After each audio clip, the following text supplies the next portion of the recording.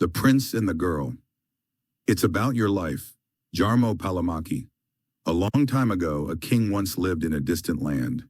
He was rich and powerful, and he ruled the country for several generations, in fact, for as long as people could remember.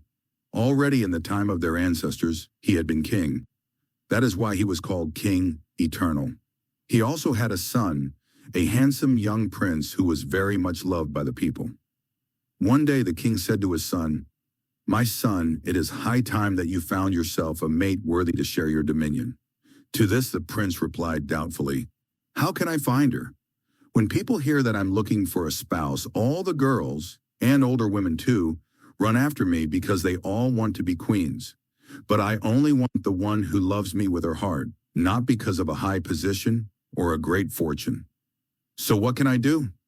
The king and the prince thought about the matter together and decided that the prince should dress as a beggar, because if anyone loves a beggar, he loves with his heart, not because of outward circumstances.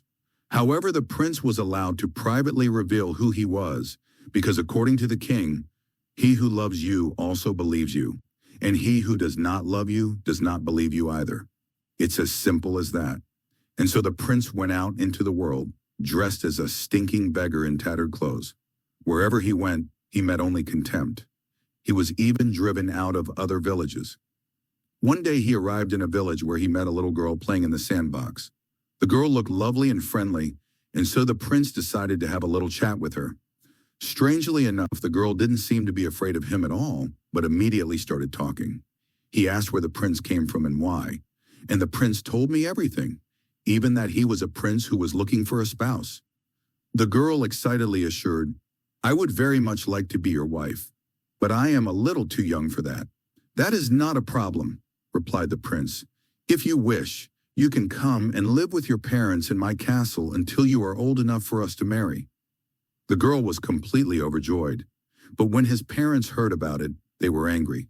They gathered the whole village to drive the prince away and forbade the girl to ever speak to him again. The girl was very sad, but after a few months, she had already calmed down and gradually forgot about the prince. In the meantime, the prince walked forward and around, but no one wanted to face him, and so he kept going. After many years, he happened to come back to the village where he had met the girl. It was already evening, and the prince stayed on a nearby hill to admire the beautiful sunset. On this hill, he met the same girl he had met many years ago in the sandbox. The girl had developed into a beautiful young woman who, when she saw the prince, immediately recognized him with joy. Again, the prince asked if the girl was now ready to become his wife. The young woman said yes, but continued, "Do you see this beautiful sunset? The world is wonderful. I would like to experience everything worth experiencing. I would like to own all the happiness available. If you marry me, it all belongs to you," said the prince. "But you will see that life is not always so simple. Every rose has its thorns, and every happiness its suffering." "Come on," the girl decided after a moment's thought. "I want to find my happiness first. When I have found it, and it will probably not last long, I will be your wife." This is how they differed from each other. The prince was sad not only because of the girl's words, but also because he knew how bitterly she would be disappointed. The girl went in search of her happiness, but the prince's hunches proved true time and time again. Whenever happiness finally seemed to have been found, only a moment passed, and it was always followed by a greater disappointment than the previous one. Gradually, the young lovely woman became bitter and tough, who set herself the goal only to gain fame and earn a lot of money. But disappointment followed him everywhere. After this, the prince met the woman again. The woman's face reflected life's disappointments and failures. The prince, on the other hand, radiated as always, peace of life and love, even though he was dressed as a beggar. He felt really sorry for her. "If you had believed me, you would have been spared many pains," sighed the prince, "and you would have found the happiness of true love. But it's still not too late." For a moment, there was a glimpse of a pained, longing look in the woman's eyes, but then she hardened herself and angrily vented her frustration on the prince.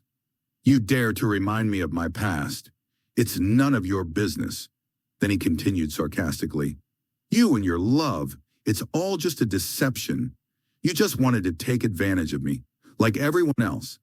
Get out of my sight. I never want to see you again." And so the prince went on his way, sad about the woman's fate and attitude. He knew that it would be no use trying to change the other person's mind. Years passed, and eventually the woman ended up on her deathbed in the hospital. As he lay there, he had time to reflect on her life.